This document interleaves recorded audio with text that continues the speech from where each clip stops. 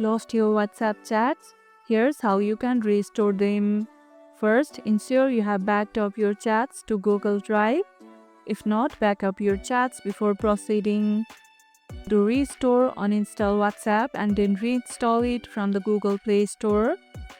Now open WhatsApp after reinstallation and verify your phone number.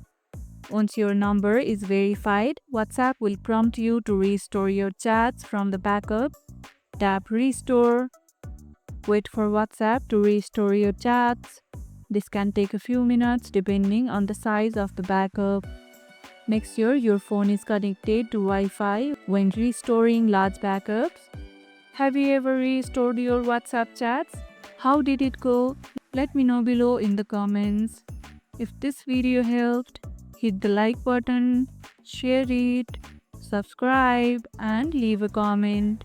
Thanks for watching and I'll see you in the next one.